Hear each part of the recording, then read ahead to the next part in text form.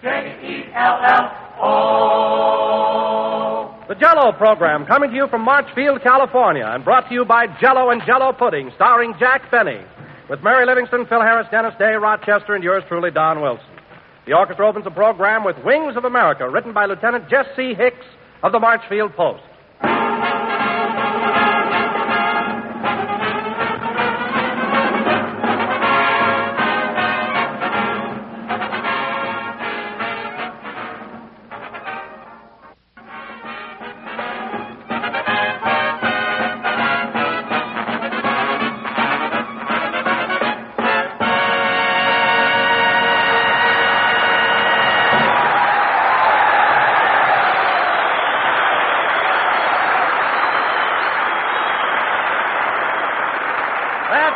Wings of America, played by the orchestra. And now, ladies and gentlemen, inasmuch as our program today is coming to you from Marchfield, California, it is with great pleasure that I bring you that eminent authority on aviation, Flying Jack Benny.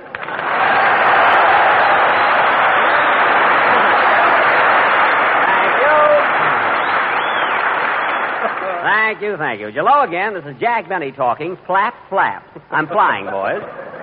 And, Don, that was really a lovely introduction. I mean, calling me an eminent authority on aviation. How'd you ever find out about that, Don? Why, don't you remember, Jack? Just before the broadcast, you told me to introduce you that way. Oh,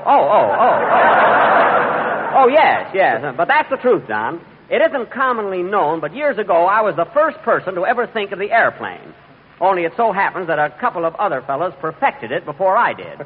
The Smith brothers, Orville and Wilbur. They beat me to it. Pardon me, Jack, but you must mean the Wright brothers. The who? Oh, yes, the Wright brothers.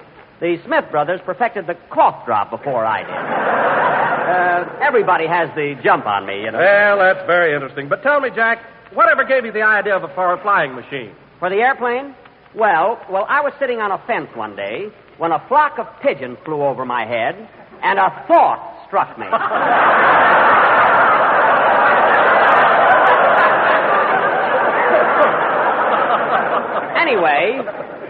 Anyway, I said, if those things can fly, so can Benny.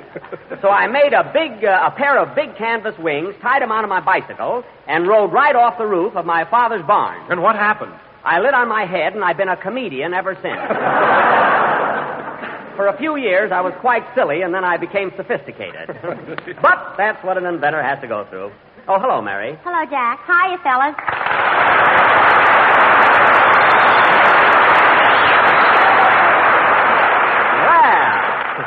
Well, that's some hand you got there, Mary. The boys here seem to know you. Why not? I met most of them at the plantation last night. Oh, at the plantation. Oh, yes, that's that nightclub over at Riverside. How'd you happen to be there? Well, I had a date with the cutest soldier. And you know, Jack, he was the most bashful fellow I ever met. What do you mean, bashful? He said as soon as there was a blackout, he was going to kiss me. Well, Mary, as I look out over this sea of faces, I would say that you got the only non-wolf in the outfit.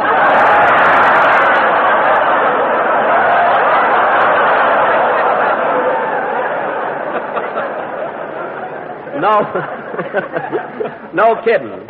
You mean I can do better tonight? Definitely. And speaking of the plantation, Mary, I think I'll go down there some night and play my violin for the boys. That'll empty the place faster than an all-out alert. I don't know about that. Hey, Mary, you should have been here earlier. Jack was telling me how he almost invented the airplane years ago. Oh, he's full of baloney. I am, eh? Well, then let me ask you something, sister. Why is it that when I was a kid in Waukegan, everybody called me Flying Jack? Flying Jack? Yes. That's because you used to shoe flies for a blacksmith.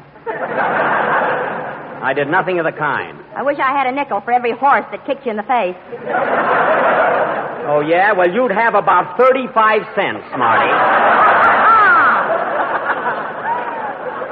That's all. And incidentally, those kicks didn't hurt my career as a comedian either. You know, it's amazing how close I... Well, look who's here, if it isn't Piano Teeth. Hiya, Jackson. Well, here I am, fellas. Make Harris happy.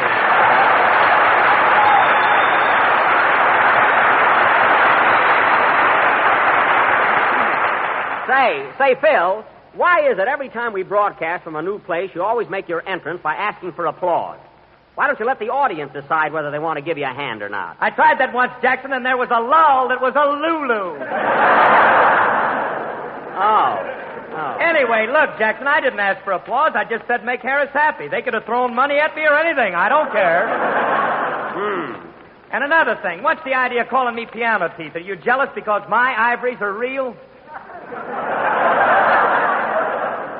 Let me tell you something, Phil. Your teeth may be the McCoy, but that smile of yours must work from a button somewhere.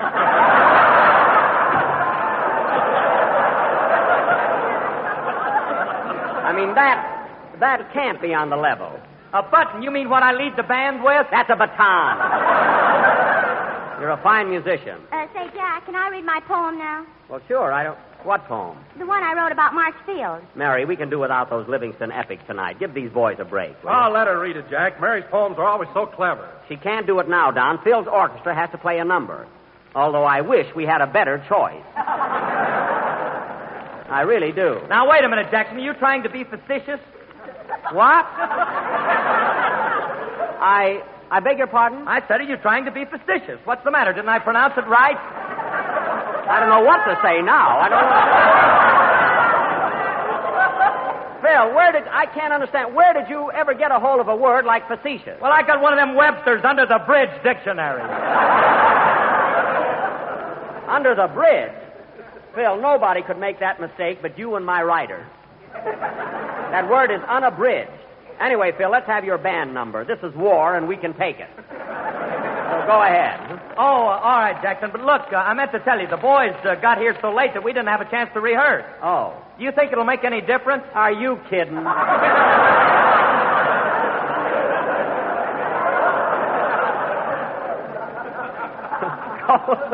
Go ahead, Phil. Hold it. Come in. Mr. Benny? Yes? On behalf of the officers and men of Marchfield, I'd like to present you with this lovely 100-pound bomb.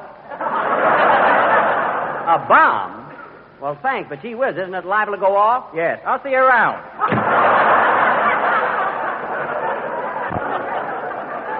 Get a load of his head, fellas. What a runway it would make. Play, Phil.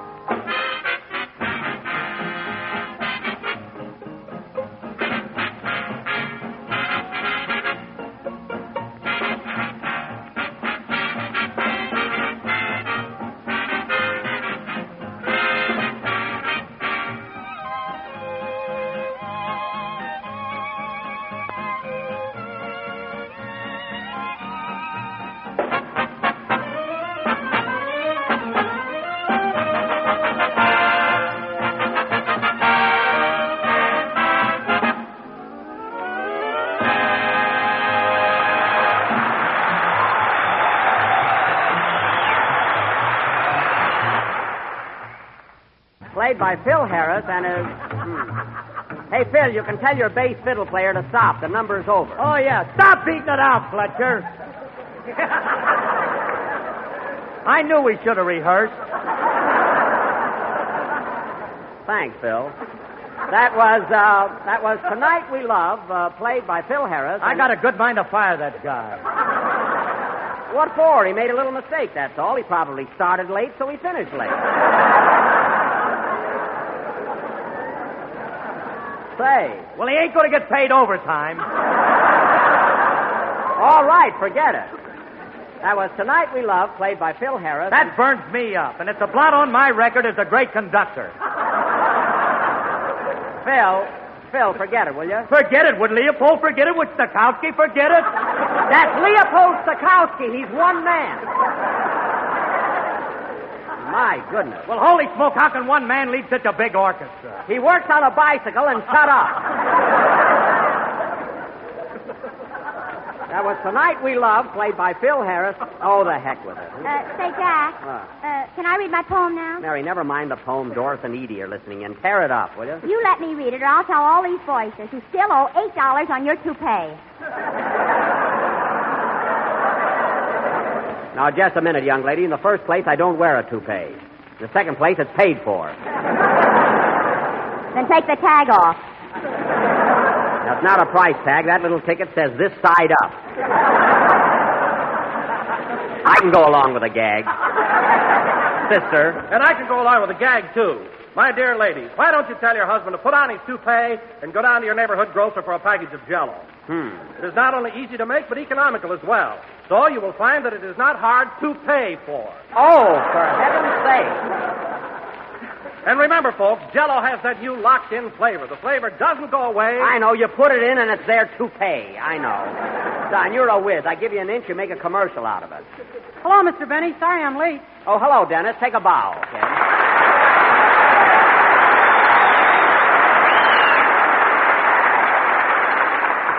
Well, where have you been, kid? What delayed you? Oh, I've been having lots of fun. You know, Mr. Benny, I walked all around the field. You did? Yeah, I was in the hangars and up in the buildings and inside the planes and all over the place.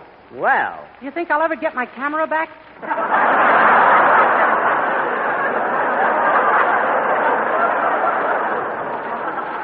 I doubt it. Don't you know, Dennis, you're not supposed to take pictures at any military encampment. Who was taking pictures? The camera wasn't loaded. Well, then what's the idea of carrying an empty camera around? My lunch was in it. Oh. The United States government owes me 1 hard-boiled egg and 2 ham sandwiches. All right. I'll take it up with the colonel. I'm having lunch with him tomorrow. A lot of good that'll do me. I'm going to be shot at sunrise. You're not going to be shot at all. I never saw anyone with such an imagination. Don't pay any attention to him, kid. He's just being facetious.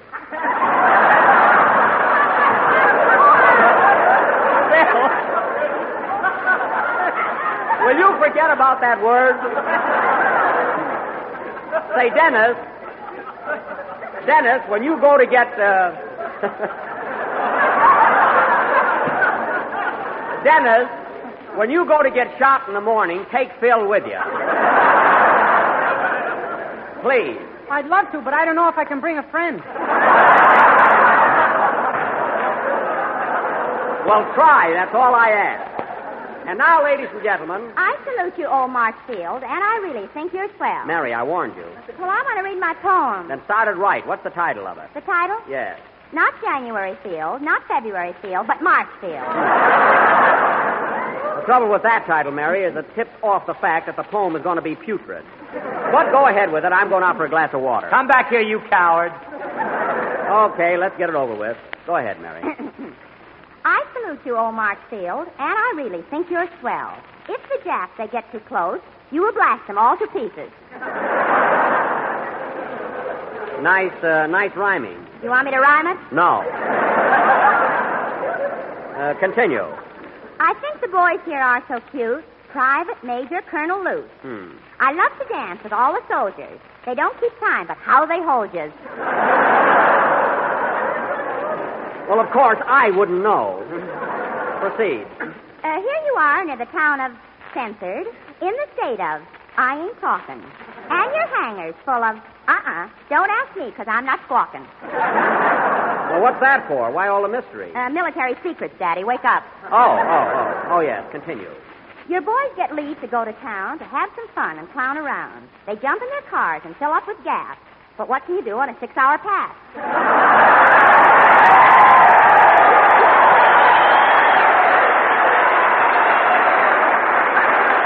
Very good. You ought to stop, Mary, after that big laugh. How about doing your song now, Dennis? Okay. Oh, wait a minute. I'm not through yet. Oh. Last verse coming up. Go ahead. Before I close this lovely poem, I have a word for those at home. Now get this, folks, and keep on trying, because the bonds you buying will keep 'em flying. The end. Oh, that's very good.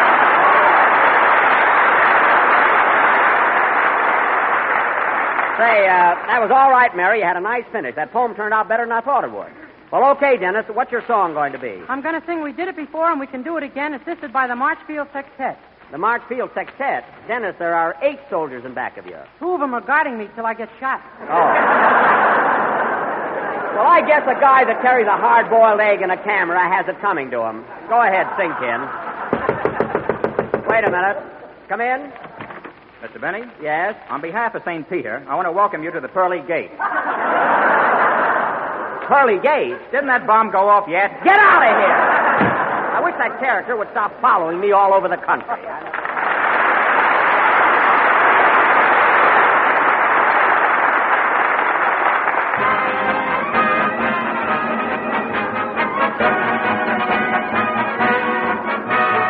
On brave old Army Gate, on brave old Army Gate, keep them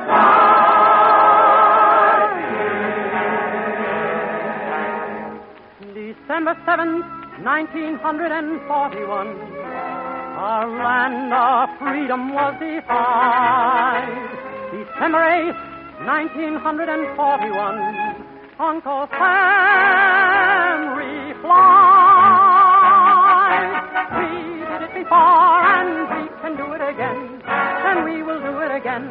We've got a heck of a job to do, but you can bet that we'll see it through. We did it before and we can do it again, and we will do it again. We're one for all and we're all for one. They'll get a licking before we're done. Millions of voices are ringing, singing as we march along. We did it before and we can do it again, and we will do it again. We'll knock them over and then we'll get the guy in back of them. We did it before, we'll do it again. We did it before and we can do it again, and we will do it again. We know we're right and we also know that gangsterism has got to go. We did it before and we can do it again, and we will do it again. We're one for all and we're all for one. They'll get a licking before we're done.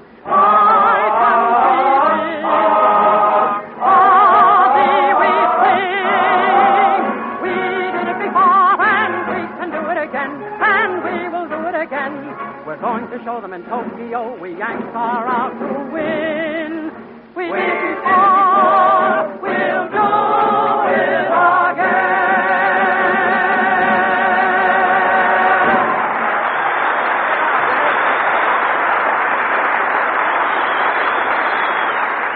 That was We Did It Before from Eddie Cantor's Broadway show Banjo Eye, sung by Dennis Day and the Marchfield Octet.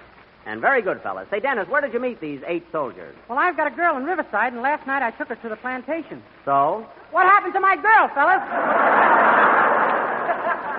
Well, that's rich. So these boys took your girl away. Hey, Dennis, is she pretty? No, she's a mess. Every girl you go out with is a mess. Why don't you go out with a pretty girl once in a while? Well, if I can't hang on to a cluck, what chance have I got with a good-looking gal? Well, that makes sense, I guess. But personally, I can't keep company with a girl unless she's really gorgeous. Oh, yeah? Yeah. I have yet to see you out with a dame that didn't sag somewhere.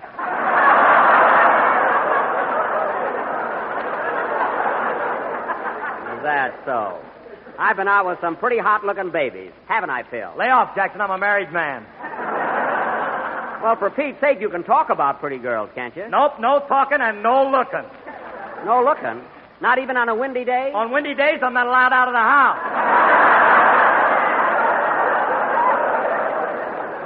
Well, that may be okay with you, but I'd like to see the woman that could dominate me. And now, ladies and gentlemen, Mary, stop looking at me that way. And now, ladies and gentlemen, we have a surprise for you. As our guest tonight, we have one of the boys stationed here at Marchfield, the biggest soldier in the United States Army, a fellow who makes Don Wilson look like a midget, Staff Sergeant August Stackwell. Step right up, Sergeant.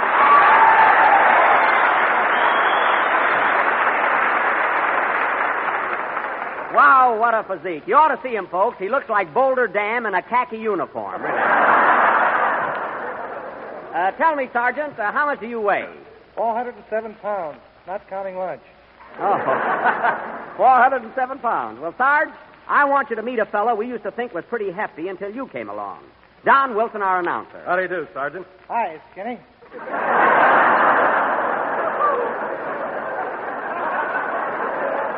You didn't know you were going to get those kind of laughs, did you? Now, look, if you don't mind, Sarge, I'd like to ask you a few questions. To begin with... If the little woman hadn't put me on a diet, I'd make this guy look like a toothpick. Don, please, don't be so jealous. Now, Sergeant, I'm sure our listeners would like to know something about your history. To begin with... If I hadn't cut out potatoes, I could look like Boulder Dam, too. Don, stop mumbling. Now, Sergeant Stackwell, you say you weigh 407, is that correct? Yes, sir. I see. And how much did you weigh when you were born? 150 pounds. That's 15 pounds, Sergeant. 15. Now,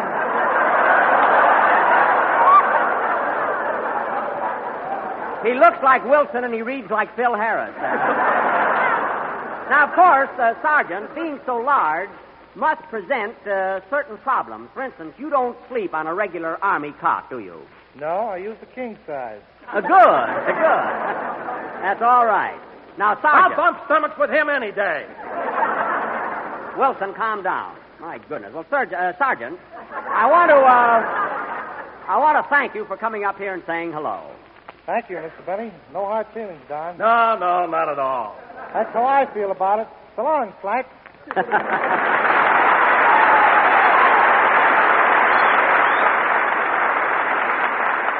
Stackwell is an awfully nice fella. And, Don, I don't know what's the matter with you today. Andy Devine is much fatter than you are, and you've never been jealous of him. Oh, he wears pads under his clothes. Get wise, will you? Andy Devine wears pads? I can't believe it. Say, Jackson, did you hear Andy on Fred Allen's program last Wednesday? The guy was terrific. No, I missed Allen's program last week, and I'm just sick about it. Of course, not as sick as if I'd listened in. How was the show? It was darn good, and Andy sure spilled the beans about you. What do you mean? Well, Andy said you never let the actors get together on your program because you're afraid they'll organize and strike for back salary. That's the silliest remark I ever heard. What did Allen say? He seemed to think it was quite facetious. Facetious. I know, facetious. Shut up. And before we go any further, I'd like to clear this thing right now. If there's anybody in this cast that I owe back salary to, I wish he'd raise his hand. Come on. There, you see? Nobody raised their hand. I got mine up, Mr. Benny. Okay, Dennis, but come right back.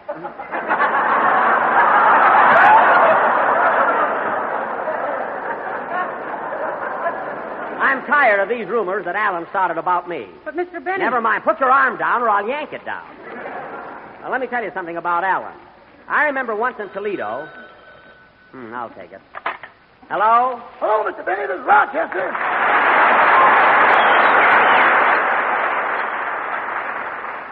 Oh, hello, Rochester. What do you want? I got bad news for you, boss. You'll have to take the Greyhound back to town. Why? Well, here's what happened.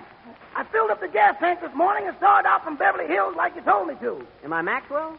Huh? It was a beautiful day. The sun peeping over the snow-capped mountains gave one the feeling that all was serene. Rochester, forget the mountains. What happened to my car? Well, I was driving through Ontario when a big truck ahead of me full of oranges suddenly stopped. And what happened? Marmalade.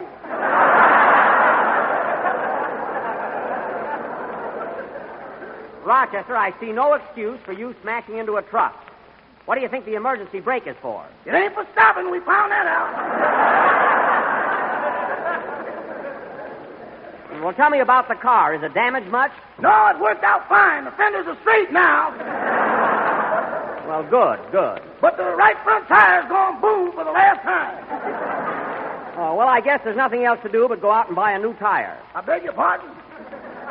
I said go out and buy a new tire. A new tire? Yes. Just a second, I'll put Superman on the phone. Oh, that's right. It is pretty hard to get tires now. I'll tell you what. Use the spare. We ain't got no spare. What do you mean? I cut it up last week when you needed rubber heels for your brown shoes.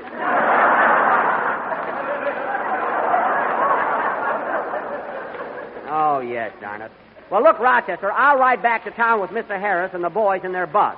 Meanwhile, you stay with the Maxwell. You mean for the duration?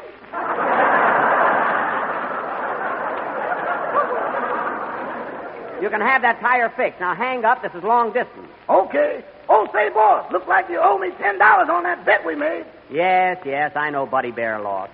But I can't understand how Lewis knocked him out in the very first round. Well, you see, Joe's in the Army now, and he had to get back to camp before tap. Oh, well, that explains it. So long, Rochester. Goodbye. Gee, I've got to get a tire. I wonder how that rubber tree in my greenhouse is coming along. Play, Phil. Tomorrow night for dessert, surprise the family with a grand dessert, Jack Benny's jellied fruit medley and one of Jack's own special favorites. It's a delightful dessert, a real treat to the taste, and yet so quick and easy to make. Simply dissolve 1 package of Jell-O imitation strawberry flavor in 1 pint of hot fruit juice and water. Next, chill until slightly thickened and fold in 1 can of fruit salad cut into small pieces. Chill until firm, and then serve with a garnishing of spicy mint leaves and bright red cherries. What a beautiful-looking dessert it is. A rich, colorful combination of delicious canned fruit salad and rosy pink strawberry Jell-O. Many grocers are featuring these items, both of them, all next week.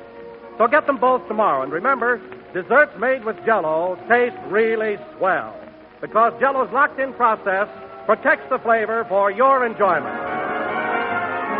We're a little late, so good night, folks.